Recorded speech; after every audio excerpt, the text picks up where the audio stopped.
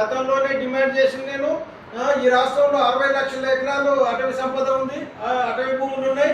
దాంట్లో 10 లక్షల ఎకరాలను గొర్రెల పెంపకదారుల సహకార సంఘాలకు అప్పచెప్పండి. అక్కడే గడ్డి మేపుతాం, గడ్డి ఏదైతే పెట్టేటువంటి అడవిని రక్షించే బాధ్యత ఈ గొర్రెల కాపర్ల సంఘాలకు అప్పచెప్పండి అని కూడా ఈ రాష్ట్ర ప్రభుత్వాన్ని, రేవంత్ రెడ్డి ప్రభుత్వాన్ని డిమాండ్ చేస్తున్నాం. అయ్యా రేవంత్ రెడ్డి గారిని నల్లమల్ల బిడ్డ అని చెప్పుకుంటున్నావు. మీ నల్లమల్లలో గొర్రెలు మేపుకోవడానికి వస్తే కష్టాలు పడుతున్నారు, రాణిస్తలేరు ఫారెస్ట్ అధికారులు. కాబట్టి వెంటనే జీవో విడుదల చేసి వాళ్ళకు ఆదర్శంగా చూపాల్సిన అవసరం ఉంది. యాదవుల అమాయకులు అని చెప్తావు, యాదవులకు ఏం తెలియదని అంటావు. మరి అటువంటి వాళ్ళను ఏ విధంగా మోసం చేస్తున్నావు అని కూడా ఈ సందర్భంగా రేవంత్ రెడ్డిని డిమాండ్ చేస్తా ఉన్నాం. వెంటనే ఆ జీవో విడుదల చేయండి. అడవిలో గొర్రెలు మేపుకోవటానికి ఈరోజు 2 కోట్ల గొర్రెల సంపద ఉంది. రాష్ట్ర ప్రభుత్వానికి, దేశానికి కొన్ని 2,000 కోట్ల రూపాయల మాంసం ఉత్పత్తి చేస్తున్నాము. మళ్ళా ఇంత సంపద తయారు చేస్తుంటే వాళ్ళకు 100 కోట్లు ఖర్చు పెట్టి వాళ్ళ అభివృద్ధి కోసం ఒక ప్రణాళిక లేదు రాష్ట్ర ప్రభుత్వానికి. ఈ గతంలో గొర్రెలు ఇస్తున్నాం అని చెప్పి గొర్రెల స్కీమ్లో ఎంతో అవకతవకలు జరిగాయి. మరి ఇప్పుడు దానంటే పెట్టుకొని రేవంత్ రెడ్డి 2వ విడత గొర్రెలు ఇవ్వకుండా ఇప్పుడు వచ్చుతాడు వెంటనే ఇస్తాను గతంలో ఎన్నికల మేనిఫెస్టోలో పెట్టుకొని వచ్చిండు.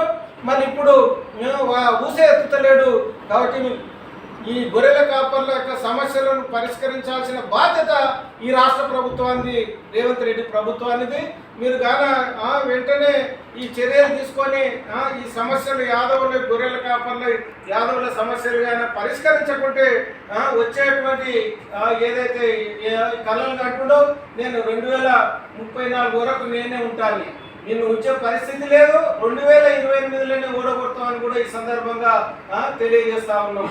కాబట్టి వెంటనే యాదవుల యొక్క ఏదో ఒక నామినేటెడ్ పోస్టులో ఇచ్చి తాత్కాలికమైన ఇప్పుడు ఫెడరేషన్ ఏర్పాటు చేసినాం, చైర్మన్ అలాట్ చేసిన గొర్రెల ఏదైతే షీప్ ఫెడరేషన్ దానికి ₹1 నిధులు కేటాయించలేదు ఇప్పటి వరకు.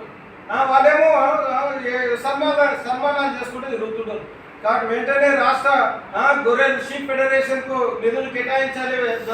10,000 కోట్ల రూపాయలను వెంటనే నిధులు కేటాయించి గొర్రెల ఏదైతే కుటుంబాలను ఆదుకోవాలని కూడా ఈ సందర్భంగా రాష్ట్ర ప్రభుత్వాన్ని డిమాండ్ చేస్తా ఉన్నాం. మళ్ళీ ఇది యాదవ కార్పొరేషన్ అని చెప్పి పెట్టినావు. ఆ కార్పొరేషన్లకు ఇప్పుడు దిక్కు మొక్కు లేదు, ఏడ ఆఫీస్ ఉందో తెలియదు. నువ్వు ఇచ్చి 6 నెలలుగా వస్తుంది, ఇప్పటి వరకు ఎటువంటి నిధులు ఇవ్వడం లేదు. కాబట్టి ఈ రాష్ట్రంలో ఉన్నటువంటి అన్ని కార్పొరేషన్లకు, బీసీ కార్పొరేషన్లకు అన్నిటిని కూడా వెంటనే నిధులు విడుదల చేయాలి. విడుదల చేసే ఏదైతే కుల వృత్తులను ఆదుకోవాలని కూడా ఈ రాష్ట్ర ప్రభుత్వాన్ని డిమాండ్ చేస్తా ఉన్నాం. అదేవిధంగా గత ప్రభుత్వం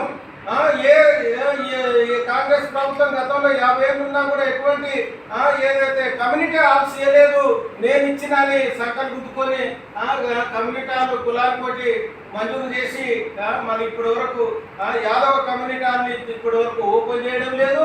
కాబట్టి వెంటనే కాంగ్రెస్ ప్రభుత్వం చొరవ తీసుకొని రేవంత్ రెడ్డి గారు మీరు వ్యక్తిగతంగా మిమ్మల్ని డిమాండ్ చేస్తా ఉన్నాం. ఎందుకంటే ఈరోజు డిక్టేటర్షిప్ చేస్తున్నావు ఈ రాష్ట్రంలో. ఏ మంత్రిని కూడా ఎటువంటి విలువ లేకుండా ఉండరు, మొత్తము మీరే నడుపుతున్నారు. కాబట్టి మీనే మేము డిమాండ్ చేస్తా ఉన్నాం. వెంటనే ఈరోజు మేము ఆగస్టు 25వ తారీఖు వరకు ఏదైతే యాదవ భవన్ కోకాపేటలో ఉన్నటువంటి యాదవ భవన్ ప్రారంభించాలి. లేకపోతే ఆ నుంచే ఏదైతే బీపీ మండల్ జయంతి కార్యక్రమం కోకాపేట భవనం దగ్గరనే పెట్టి ఆ నుంచే రథయాత్ర పెడతాం. ఈ రాష్ట్రంలో యాదవులను చైతన్యం చేస్తామని కూడా ఈ సందర్భంగా తెలియజేస్తా ఉన్నాం. కాబట్టి యాదవ జాతిని అంత కోరుతా ఉన్నాం. మీరు ఇక ఈ మూమెంట్లో ఉద్యమాల్లో పాల్గొనాలని కూడా ఈ సందర్భంగా తెలియజేసుకుంటూ మరి ఏదైతే యాదవుల మీద దాడులు కూడా అరికట్టాల్సిన బాధ్యత ప్రభుత్వానికి.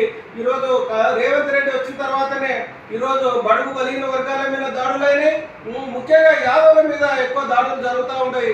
కాబట్టి దాడులను వెంటనే అరికట్టాల్సిన అవసరం, చర్యలు తీసుకోవాలని కూడా మేము ఈ ఉన్నటువంటి రేవంత్ రెడ్డి ప్రభుత్వాన్ని కోరుతా ఉన్నాం.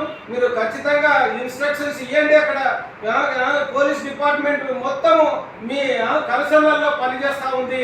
ఎక్కడ న్యాయం చేస్తలేదు. ఎక్కడ ఏ పోలీస్ స్టేషన్లో అయినా కూడా ఎక్కడ కూడా న్యాయం జరుగుతలేదు. ఆ న్యాయం జరగాల్సిన అవసరం ఉంది. కాబట్టి వెంటనే మీరు చర్య తీసుకోవాలి. లేదంటే మేము రాహుల్ గాంధీకి డిమాండ్ చేస్తా ఉన్నాం.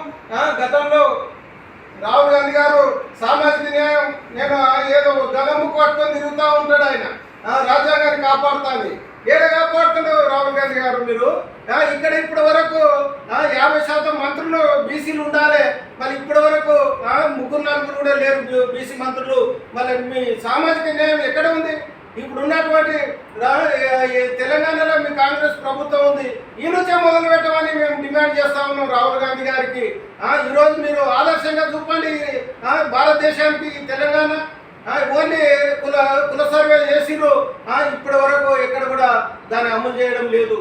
కాబట్టి ముందు మీ పార్టీ పరంగా మీ ఏదైతే ప్రభుత్వ పరంగా ఉన్నటువంటి నామినేటెడ్ పోస్టులు అన్నింటిలో కూడా 50% బీసీలకు కేటాయించాలని కూడా ఈ సందర్భంగా డిమాండ్ చేస్తాము.